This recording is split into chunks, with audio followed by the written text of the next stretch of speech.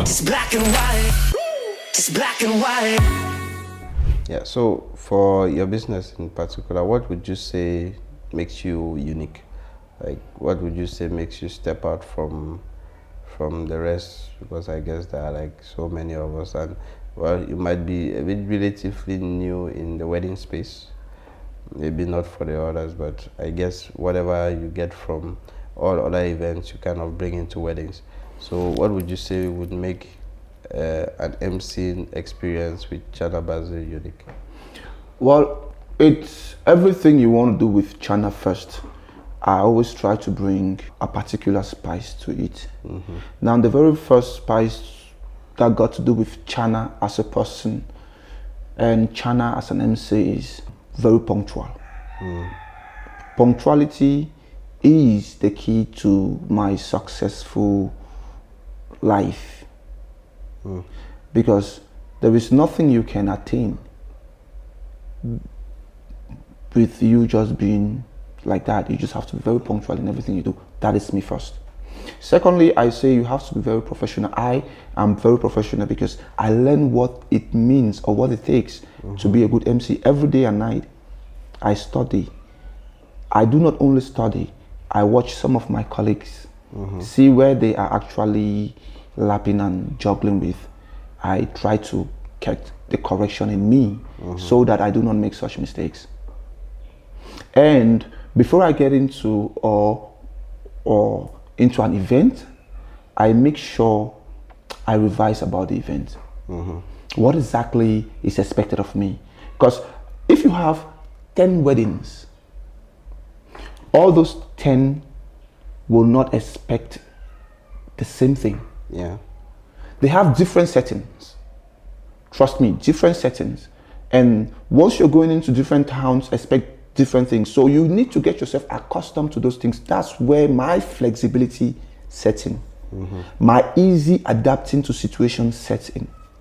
My sense of organization, because everybody wants to work with someone who they can trust, can organize things, put things together. Yeah. Where they are lapping, where they are falling, you can tell them, okay, this is not how we have to do it.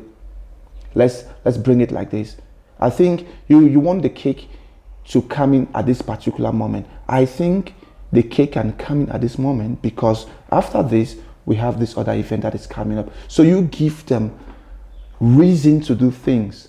Let them see how important and how instrumental you are. People want to work with friends, not actually employees. So make yourself a friend, not like, yeah, you are employing me, right? I shouldn't just come and be like, I got employed, so everything they want me to do, I'll just do. Now make yourself a friend to the person. Okay, what do you think about this? Let's discuss it out. Now they begin to be seeing you different. They begin to be trusting you more. So give people the reason to trust you. So I always collaborate with my people, everyone who is actually bringing me into an event. I don't care what the event all about. Be it a conference, be it seminar, be it a birthday, be it any event. I take it like my event. And when you even talk about punctuality, I can attest to that because we're supposed to shoot this at 11. I came at 10:30. Because and I've not even finished setting up. So at least I can attest to that. And for a few other times that we have kind of met, say on set or on places like that together, for some reason, he's usually the first on set and the last to leave somehow. that is how the business is supposed to be.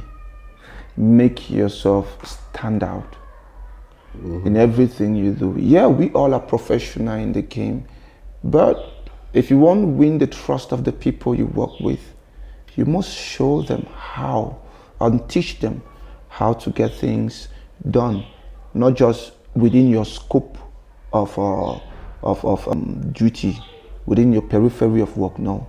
Hey people, I wanted to take a brief break from this conversation and I hope you're enjoying it just as much as I am. And there are two things I wanted to talk about. Firstly, did you know that 99% of the people that are watching this podcast on YouTube are not subscribed?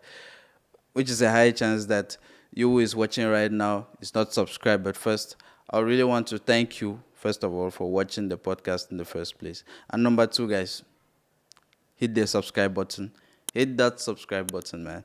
And it's going to be really, really amazing. The second thing is, if you're a bride or a groom preparing your wedding and still looking for a team of professional photographers and videographers to cover your special day, I would like to encourage you to give us a call and let us have a chat. The Chap Nic Pictures team here has over a decade of experience capturing from very intimate weddings to large and very chaotic ones. I'll make sure to put a link in the description so you can contact us on WhatsApp so we can have a chat, see if we are a good fit for each other. Now, let's get back into that conversation. I think I have had a lot of jobs that I've actually had just because I was on time, or just because my assistants were on time.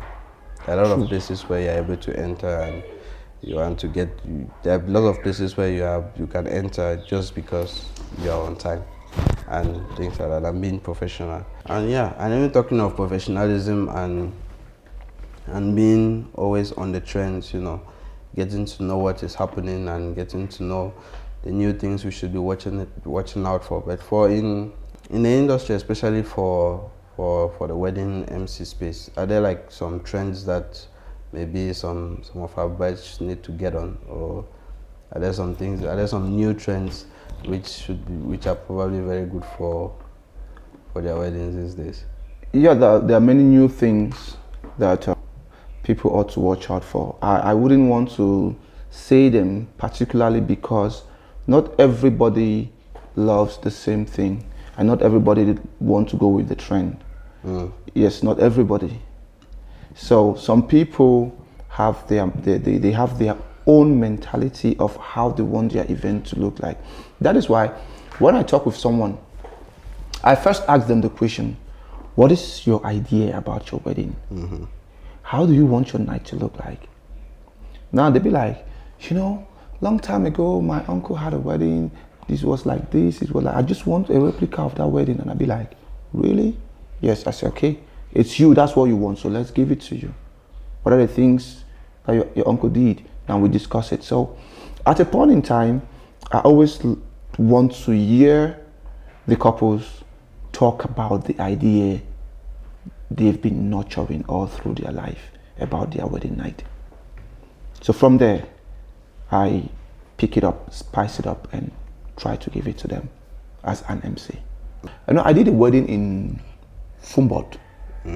Now I was like, I have this normal style where the couples, they all dance, the couple will dance, and everybody will come like, okay, the bride is dancing, and the groom, they'll put money in a plate that is in front of the bride, and the groom, so at the end of it, we'll count and say, okay, who danced more than the other. So I did that night. It was good. The couples were happy. But when, at the moment they sat down, they called me. The man called and said, the groom called, Chana, please, we know they do fundraising for a year. I beg you for God's name. Anything we concern money, keep them for one side. When I came back, I was like, yes, sir. Now we moved on. Cutting of the cake. No, somebody wanted to give money. I said, no. Let's enjoy. Let's have fun. Popping of a champagne. I want to. No, everything was enjoy yourself. We don't need your money. It was only doing gift. The guy, trust me, the guy almost refused to receive gifts. And I was like, it cannot be done. You must. And he spoke to the wife and, baby, would leave it. The wife said, no, we must. I'm whatever you worry them. The guy is no bush for too much money. No bush for. So he don't gain no problem. But we rent the whole hotel for the wedding, every room and everything for 2 nights, and I was like, okay, good. So it was okay.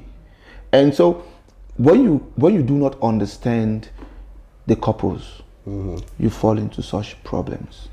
That's why I start by discussing with the couples to know their idea, what they want, because everything is in their head. You have to bring it out. Yeah, and funny enough, I think there are so many of our weddings which have turned into fundraising fundraising opportunities. Everything is a fundraising opportunity. And that's And I think sometimes it's fun, right? It's fun at the beginning, and then some people really I don't know whether it's the MC who does it or it is a couple who is insisting about it. They really take it to the extreme. Like I was just talking about the champagne thing.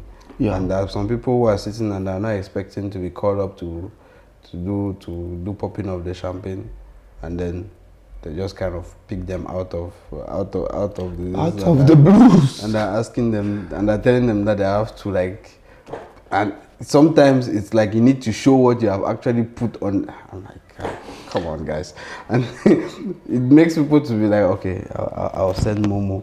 And they announce to everybody. It is very frustrating. That you will send Momo.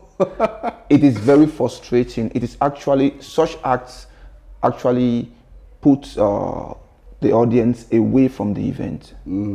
Because everybody will be like, "Ma just shoot the medicine job pass Mojoko." That's not how it's supposed to be. And I believe that MCs have got almost 80% of the right to put this event in a way that it would not actually be a nuisance in the night, or like be a nuisance to the event in general.